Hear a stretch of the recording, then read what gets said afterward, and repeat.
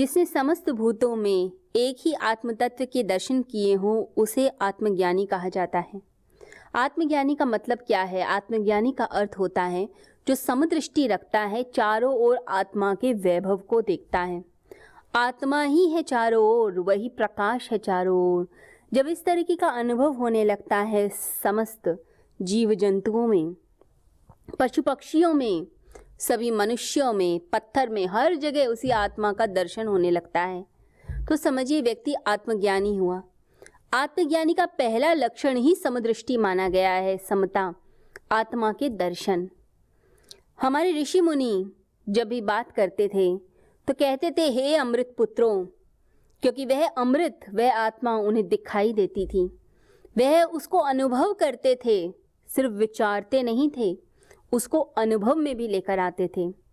जैसे मिट्टी के पात्र पड़े हुए होते हैं, आप देखते हैं कि मिट्टी की प्लेट है, एक ऐसे छोटा सा डोंगा बना हुआ है, वेसल है, या फिर मिट्टी की कोई और चीज़ बना के रखी है, जैसे कोई घड़ा बना के रखा है पानी स्टोर करने के लिए। तो सब में समानता क्या है? आकार तो अलग अलग हैं, हम कहेंगे ये तो अलग अलग दिख रहे हैं, परंतु एक चीज़ उन सब में कॉमन है, वो है कि सब में मिट्टी है। ऐसे ही अलग अलग आभूषण रखे हों, सोने के, कान के झुमके रखे हों, गले का हार रखा हो, सिर के ऊपर लगाने का मांग टीका रखा हो, तीनों अलग अलग दिखेंगे, तीनों अलग अलग आकार, परंतु वह सभी सोने के ही आभूषण। जो तत्व है वो सोना है, गोल्ड है। सागर हम देखें तो सागर में अनंत अनंत लहरें उठती हैं, परंतु हर लहर सागर में ही विलीन होती हैं, वही जल तत्व है। तो जो भिन्नता में अभिन्नता को देख ले, अनेकता में एकता को देख ले, वह आत्मज्ञानी कहलाता है। वह जानता है कि आत्मा चारों ओर है, सब जगह वही प्रकाश है। समदृष्टि होती है। सामने चाहे कोई चांडाल आए, चाहे कोई पुजारी आए, चाहे कोई छोटा सा जीव जंतु आए, कोई मॉस्किटो आ जाए, कोई गाय आ जाए, सब में समान भाव से उसी आत्मा को देखता है कि आत्मा का वैभव, आत्मा की अभिव्यक्ति कितनी अद्भुत है। वो अलग अलग आकारों में प्रकट हो रही है, अपने आप में बड़ी ही अद्भुत बात है। पहले के श्लोकों में ब्रह्मस्पर्श के बारे में बताया गया। ब्रह्मस्पर्श का अर्थ है ऐसी अवस्था जहाँ जाके परम सुख मिलता है, परम आनंद की प्राप्ति होती है। ब्रह्मस्पर्श उपनिषदों का प्रतिपाद्य विषय भी है। इसका मतलब है ब्रह्म से एकत्व आत्मा का। जब ब्रह्म और आत्मा दोनों मिल जाते हैं, वह जो एकत्व है उसको ब्रह्मस्पर्श कहा जाता है। आत्मज्ञानी पुरुष जो है वो ब्रह्म स्पर्श का सुख प्राप्त करता है, मात्रा स्पर्श का नहीं। मात्रा स्पर्श का अर्थ होता है जब हम सेंसेस के द्वारा संसार के जो विषय हैं उनका सुख प्राप्त करते हैं। जब परमात्मा का सुख मिलता है तो उसे ब्रह्म स्पर्श कहा जाता है। तो भगवान यहाँ कह रहे हैं जो मुझे सब में और सबको मुझ में देखता है। यहाँ जो मैं कहा गया उसका मतलब है वासुदेव श्री कृष्ण नहीं, आत्मा। ईशावास्य उपनिषद में भी कहा गया है कि जो पुरुष आत्मा को सब में और सबको आत्मा में देखता है वह किसी से घृणा नहीं कर सकता। भगवान कहते हैं कि मैं उससे अलग नहीं होता और वो मुझसे अलग नहीं, क्योंकि परमात्मा की प्राप्ति के साथ ही शिवोहम भाव आ जाता है, मैं भी वही हूँ। शिवोहम शिवोहम शिवोहम, मैं शिव ही तो हूँ, शिव का ही तो रूप हूँ, ऐसा भाव मन में आना शुरू हो जाता है। अनात्म उपाधियों के कारण ही ये जो शरीर है, मन है, बुद्धि है, या अनात्म उपाधियां कही जाती हैं, इनके कारण ही परमात्मा स्वरूप के दर्शन नहीं हो पाते। जब अनात्म उपाधियां दूर हो जाती हैं, इनका कांटेक्ट दूर हो जाता है, तब ही दर्शन हो पाते हैं स्वयं के। भारत की ऋषि परंपरा, गुरु शिष्य परंपरा कहती है कि वही आत्मा समस्त नाम रूपों में विद्यमान है, वही है चारों ओर, वही प्रेजेंट है। आत्म विस्मृति के कारण हम अपने आप को पहचान नहीं पाते हैं, परंतु आत्मज्ञान जैसे ही होगा परमात्मा स्वरूप में प्रतिष्ठा हो जाएगी। जैसे कोई व्यक्ति एक्टिंग करते करते अपने आप को उसी एक्टिंग का पात्र समझने लग जाता है, जैसे कोई भिखारी की एक्टिंग करता हो और बाद में अपने आप को सच में भिखारी मानने लग जाए, बिल्कुल ऐसा ही हाल मनुष्य का भी है। अनंत अनंत जन्मों से हम यही कर रहे हैं। तो भगवान कहते हैं ऐसे व्यक्ति के लिए मैं हमेशा उपस्थित रहता हूं, परंतु भगवान को तो हम ये कहते हैं वो तो दिखता ही नहीं, तो विश्वास भी कैसे जागे। हम कहते हैं भगवान अदृश्य है, नहीं दिखता, कैसे मान ले, कैसे कहे कि वो मुझ में मैं उसमें। भगवान अदृश्य है, ऐसी हमारी भूल भरी मान्यता है। हमारे पास वह दृष्टि नहीं जिस दृष्टि के कारण हम परमात्मा को देख पाते हैं। परमात्मा तो मौजूद है। जैसे कोई व्यक्ति ब्लाइंड हो, उसकी आंखें ना हो, तो वो कह देगा प्रकाश का अस्तित्व नहीं है, लड़ने लग जाएगा, परंतु प्रकाश का अस्तित्व तो है। प्रकाश है, प्रकाश विद्यमान है, परंतु अहंकार के कारण व्यक्ति कह सकता है कि नहीं है, मैं नहीं मानता।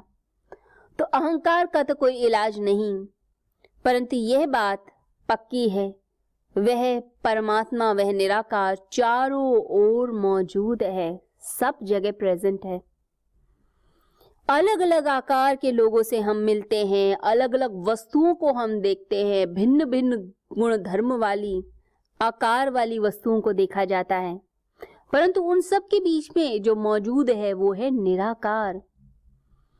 इतनी डाइवर्सिटीज के बीच में कुछ ना कुछ ऐसा है जो सबको जोड़े हुए है। यूनिटी इन डाइवर्सिटी, भिन्नताओं में अभिन्नता है, एक डोर है जो बांधे हुए है सबको, एक समान तत्व है जिसकी ये सारी अभिव्यक्तियां हैं। ऐसा जो देख लेता है, सोच नहीं लेता, ऐसा जो देख लेता है वह आत्मज्ञानी है। अब हमारे देश में आत्म साक्षात्कार के बारे में यही कहा जाता है, दृष्टा जो देख रहा है, देखने वाला, या तत्व अनुभव, उसके बारे में भी कहते हैं जो देख रहा है, ना कि सोच रहा है, विचार रहा है। वेस्ट में उसको सीयर बोलते हैं, जो देखने वाला है।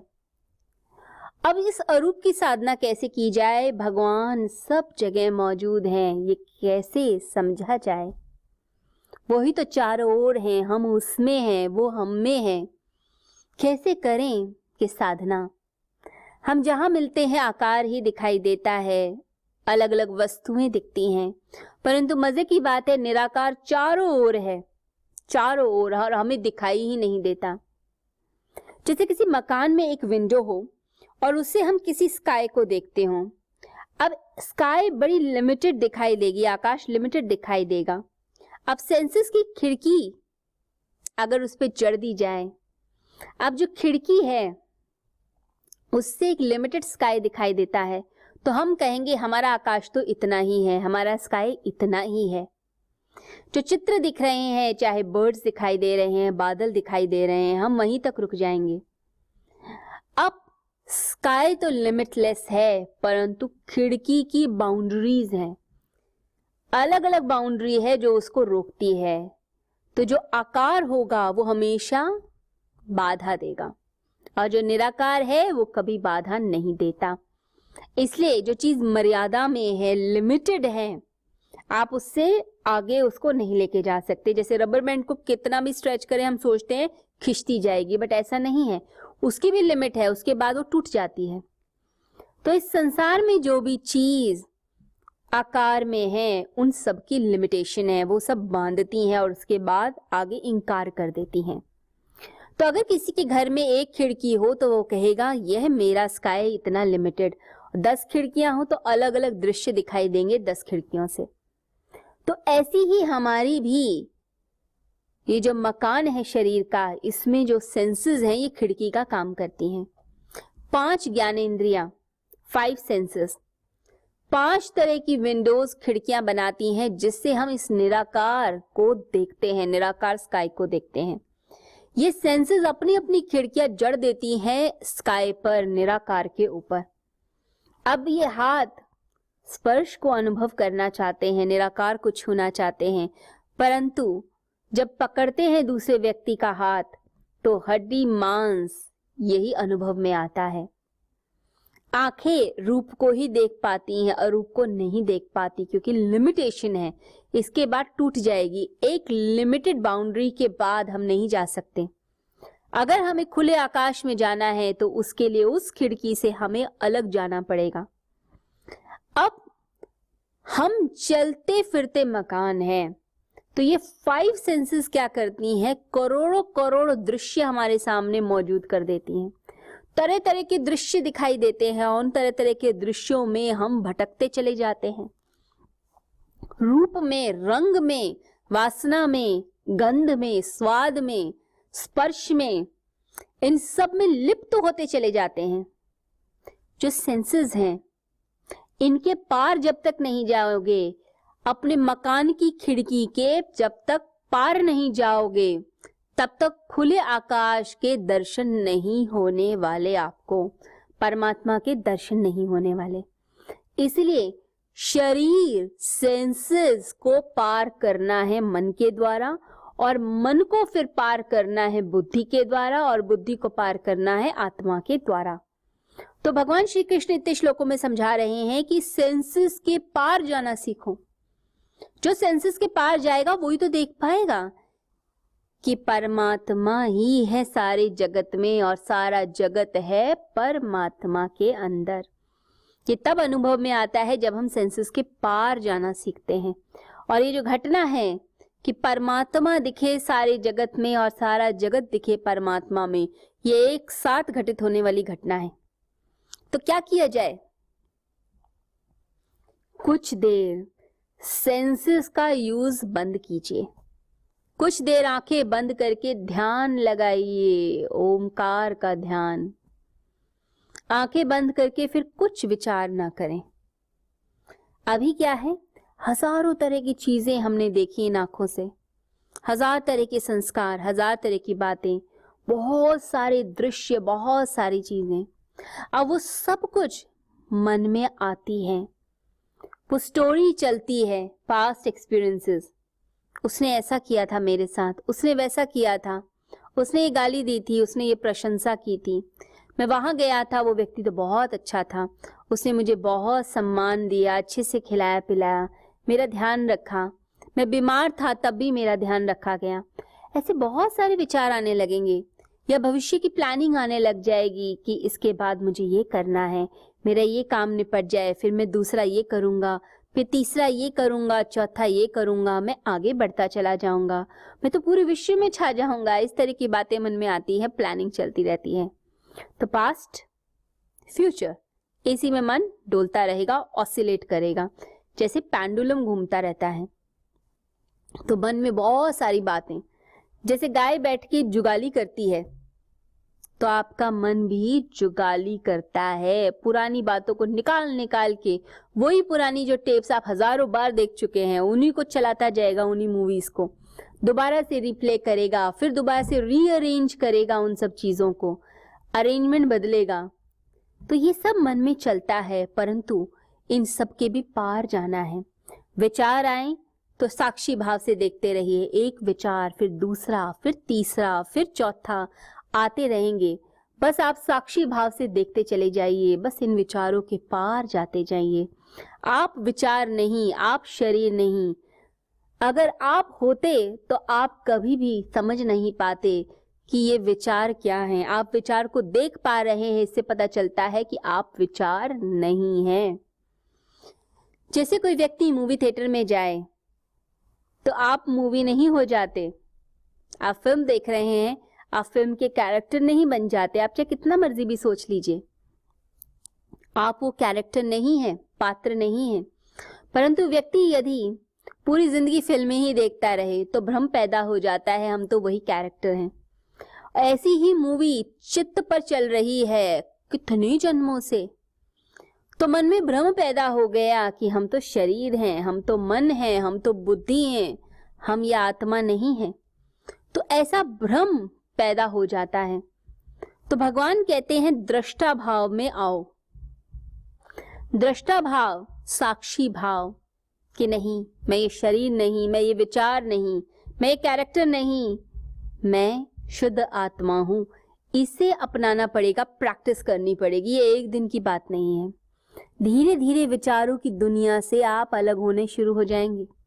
बाहर का जो विराट आकाश है, विराट स्काई है, इसके बाहर आप जाना शुरू करेंगे तो बाहर के आसमान में जो चित्र बन रहे हैं वो बनना बंद, अब भीतर के आसमान में आप पहुंचेंगे। भीतर के अंतरलोक में प्रवेश होगा और उस अंतरलोक में प्रवेश होने के बाद फिर आप अपने निज स्वरूप में आना शुरू होंगे। जब व्यक्ति इन सेंसेस के पार जाना शुरू करता है तभी वो निराकार में प्रवेश कर पाता है और उस समय यही अद्भुत घटना घटती है कि वही परमात्मा सब में और सब उसी परमात्मा में है। परमात्मा दृश्य हो जाता है ऐसे व्यक्ति के लिए, क्योंकि निराकार के जगत में पहुंच गया। निराकार खंडित नहीं होता, समग्र रूप में प्रकट हो जाता है। हमारा अहंकार ही बाधा देता है, हर जगह हमारा अहंकार बाधा देता है। यदि मनुष्य अपने अहंकार को किसी तरह से संभाल ले तो उसकी जिंदगी सफल हो जाती है। अहंकार एक छोटे से कंकड़ की तरह होता है, बहुत छोटा सा कंकड़। कंकड़ छोटा हो लेकिन फिर भी नदी में गिरता है तो रिपल्स पैदा करता है, तरंगे पैदा करता है और वो तरंगे टकराती हैं तट तक और तट से फिर दोबारा जो एनर्जी मिलती है उससे और मल्टीप्लिकेशन शुरू हो जाती है। लगातार तरंगों का सिलसिला शुरू हो जाता है। तो अहंकार चाहे छोटा सा भी हो लेकिन जीव भाव पैदा रखता है। आत्मज्ञानी नहीं बन पाते। तो इस अहंकार के परे निस्तरंग अवस्था में पहुंचना है कि कोई कंकड़, कोई पत्थर हमारे मन की झील को हिला ना पाए और हम अपनी परम शांति में प्रवेश कर पाए। उस समय मनुष्य आत्मज्ञानी बनता है, समदर्शी बनता है और परमात्मा को पूरे जगत में देखता है और जगत को परमात्मा में देखता है। आपके भाग्य चक्र पर, आपके संबंधों के संसार चक्र पर और समृद्ध जीवन चक्र पर काम करती है मंत्र शक्ति।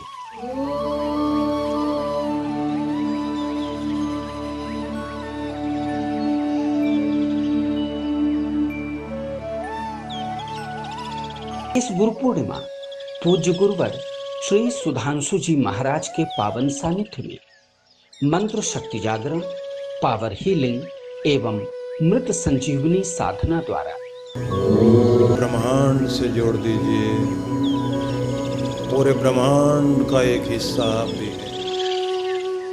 एक अलौकिक अनुभव की सहज यात्रा दिनांक 2 जुलाई 2020 से मंत्र शक्ति जागरण, पावर हीलिंग एवं मृत संजीवनी साधना द्वारा अब ऑनलाइन उपलब्ध होगा। इस बार मेरे मन में ये बात जरूर आई है कि मैं आप लोगों को रहस्यात्मक विद्याएं बताऊं, लेकिन आप उसकी साधना करें तो अत्यंत लाभ प्राप्त करेंगे।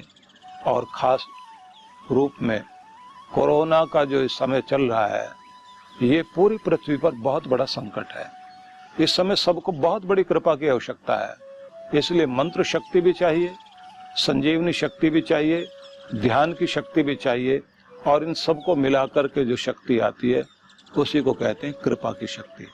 आपको आपके भाग्य से भी अधिक मिले, आपकी मेहनत से भी अधिक मिले, वो सब कृपा से ही मिल सकता है। तो इसलिए 25 तारीख से 25 जून से लगातार आप 1 जुलाई तक गुरु गीता सुने, लेकिन 2 जुलाई से आपको 4 दिनों के लिए मतलब 5 जुलाई तक के लिए अवसर है गुरु पूर्णिमा तक, जब आप साधना सीखेंगे और इस शक्ति को प्राप्त करेंगे। आप सबके लिए बहुत सारी मंगल कामनाएं।